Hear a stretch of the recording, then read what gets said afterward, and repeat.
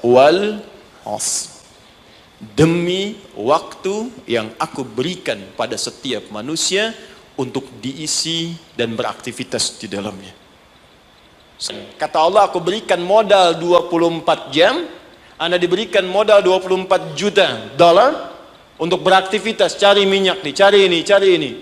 Cuma sayang, aku berikan 24 jam, ada yang rugi.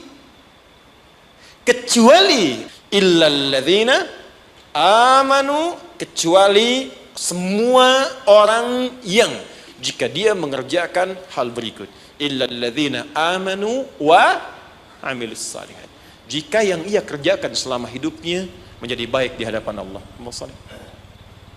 Bismillahirrahmanirrahim.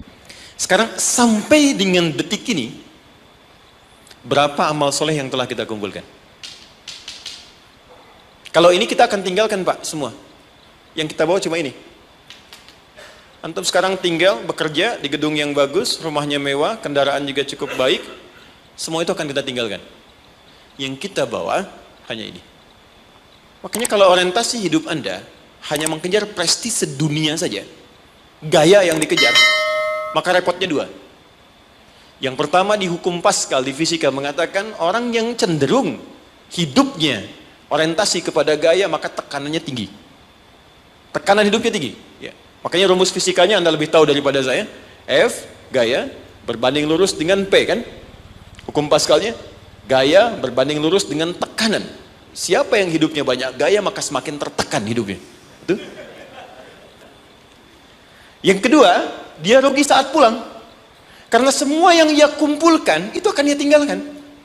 Tunjukkan pada saya, sampai hari ini, siapa yang ketika pulang meninggal dunia itu meninggalkan semua yang dapatkan saat dunia.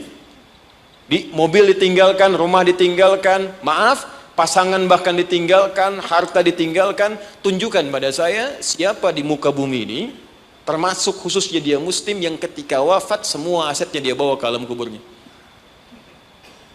Even uang yang Anda kumpulkan, handphone yang Anda simpan sekarang, demi Allah saya katakan semua akan ditinggalkan. Jadi betul kata Allah, ketika menyebut semua aktivitas kita untuk mengerjakan amal soleh ini, maka Allah berikan nama khusus bagi kita, disebut dengan insan namanya. Insan disebutkan 65 kali dalam Al-Quran. Saya berikan sedikit rahasia. Kalau ada kata insan di dalam Al-Quran, maka semua lafaz ini itu mengandung informasi terkait kurikulum aktivitas kehidupan kita. Ini yang kamu kerjakan, ini yang kamu tinggalkan. Kalau profesimu ini, begini caranya. Ini tantangannya, ini solusinya. Tapi tetap poinnya, kata insan akan diikat dengan tugas kita mengerjakan amal soleh. Diberi waktu 24 jam, bagaimana caranya dari bangun tidur sampai tidur lagi, setiap momentumnya menjadi amal soleh. Waktu, momentum yang diberikan untuk beraktivitas dalam bahasa Arab disebut dengan asr namanya. Asrun. Jadi ada waktun, ada asrun, itu beda. Kalau waktun itu masih umum, waktu. Tapi kalau asrun sudah jadi momentum, waktu yang diberikan untuk diisi beraktivitas. Sekarang temukan kata asrun, temukan kata insan, temukan kata amal soleh dalam Al-Quran. Ternyata digabungkan dalam satu surah 103. Wal asr, demi waktu yang aku berikan pada setiap manusia untuk diisi dan beraktivitas di dalamnya. Sekarang perhatikan, innal insan, sungguh, perhatikan cara menerjemahkannya, setiap manusia yang beraktivitas untuk mengisi waktu ini lafi khusr, berpotensi ada yang mengalami kerugian. Kata Allah, aku berikan modal 24 jam, Anda diberikan modal 24 juta dolar untuk beraktivitas, cari minyak nih, cari ini, cari ini. Tapi ketika Anda diberikan modalnya nggak balik, ada yang balik cuma 1 juta, ada yang balik 2 juta, ada yang rugi sama sekali, ada yang harus bayar denda, ada yang macam-macam.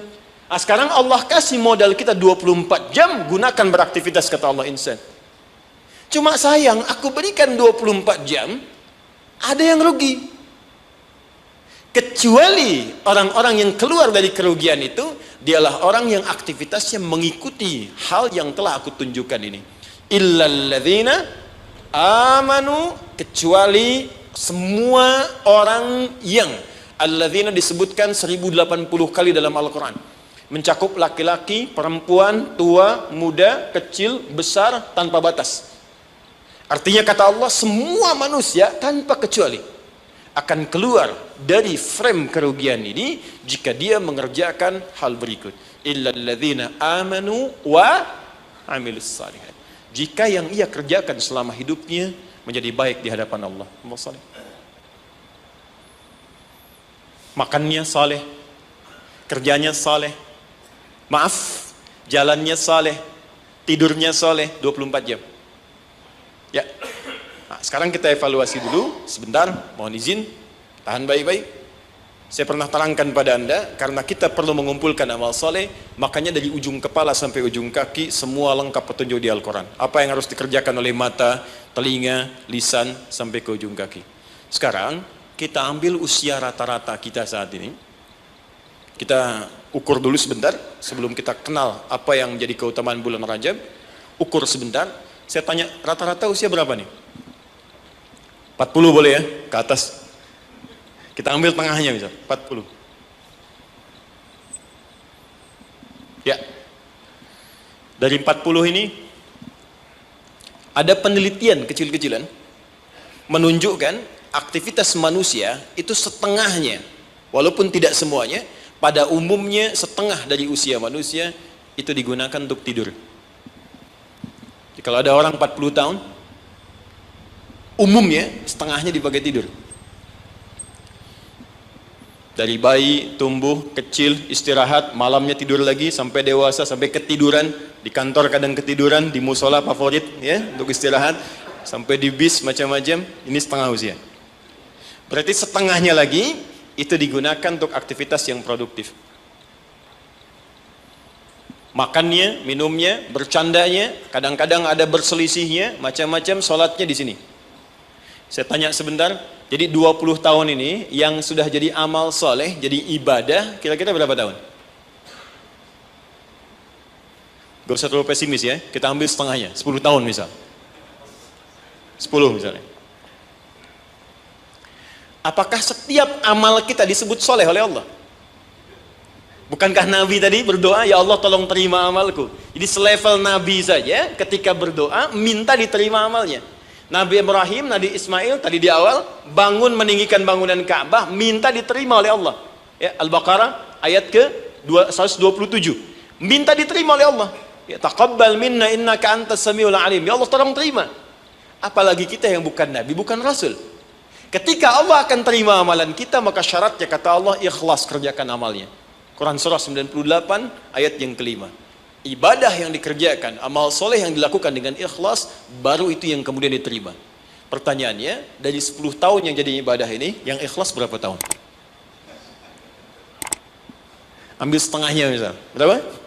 5. Jadi usia 40 tahun, amalan produktif yang mungkin kemungkinan besar diterima oleh Allah, dapat nilai 5 tahun. Dosanya berapa tahun? Prasangka buruk di pikiran, mata yang salah lihat, telinga yang salah dengar, kaki salah melangkah. Hari ini aja berapa dosa mata yang dikumpulkan? Siapa yang tidak punya dosa boleh angkat tangan. Saya langsung pulang. Dosa sedikit, agak banyak. Banyak, tuh saking banyaknya kita nggak bisa ngangkat kan? Nah, sekarang balik, siapa yang pengen masuk surga Firdaus? Angkat tangan. Luar biasa. Bukan? Terjadi keanehan kan? Dosa, Wallahu Akbar, amalan dikit, cita-cita banyak dia. Hukum ekonomi dipakai, modal sedikit-dikitnya keuntungan paling banyak dia. Nah, sekarang kita inginkan tingkat surga yang paling tinggi, surga Firdaus bersama Rasulullah. Tapi tahu kemampuannya cuma sedikit. Betul, ini lebih daripada Arab di zaman Nabi. Ada orang Arab di hadis Muslim, nomor hadis yang ke-14, jilid yang pertama. Jadi ada orang Arab Badu datang pada Nabi begini. Dia ngerti tentang keadaan dirinya. Ya Rasulullah, alimni amalan basitan yudkhilul jannah. Ya Rasulullah, ajarkan padaku amalan ringan-ringan aja, yang penting bisa masuk surga. Yang penting ke surga katanya. Ya. Ini cerdas nih ya, modal dikit keuntungan pengen banyak kan. Dia pokoknya surga aja, dia tahu surga yang kelas biasa pun pasti luar biasa. Ya, nggak apa-apa nggak masuk Firdaus, surga Aden nggak apa-apa. Yang penting masuk surga. Ajarkan padaku dikit-dikit aja. Maka apa kata Nabi? Cukupkan kerjakan yang wajib saja. Iktafi bil faraid. Jadi fardu aja, nggak perlu sholat sunnah. Ramadan, tunggu puasa Ramadan aja, nggak perlu puasa sunnah. Tapi kamu jangan maksiat. Kalau pengen nambah, kerjakan kata Nabi, anta tawwa, kecuali yang sunnah kamu pengen tambah. Kerjakan yang fardu, jangan maksiat, boleh nggak kerjakan sunnah pun masuk surga kamu. Fantalaqa, pergi orang itu lantas mengatakan pada Nabi, ya Rasulullah, aku komitmen kerjakan yang wajib, aku nggak akan kerjakan yang sunnah, dan aku jaga diri untuk tidak berbuat maksiat. Pergi orang itu, fantalaqa, hadis sahih. Ketika dia pergi, komentar Nabi, aflaha in sadaqa au dakhalal jannah. Kalau benar dengan komitmennya, masuk surga dia. Cuman yang perlu kita catat, dia tinggalnya di padang pasir. Di padang pasir mau maksiat apa? Kelihatan unta, itu pun jarang-jarang. Kadal gurun, yang dilihat cuma pasir. Unta nggak pakai baju ya memang begitu. Ya, kadal seksi ya memang nggak pakai pakaian. Dan nggak dosa. Sekarang kita tinggal di kota, tinggal di Jakarta, videoton kelihatan tiap hari. Maksiat nampak depan mata, kedengaran di telinga, langkah pun kadang nggak teratur. Terus pengen berlaku hal yang sama. Terus kita bandingkan lagi, dia mengukur diri, keadaan saya begini, yang penting dapat surga. Anda tahu dosa banyak, pengennya Firdaus. Rabbin fa'ana bima alamtana Rabbi alimna alladhi yanfa'una nabi ta'allumi wa tawassalna bita'limi antarzuqanal wasi'a wa antarzuqanal amanah.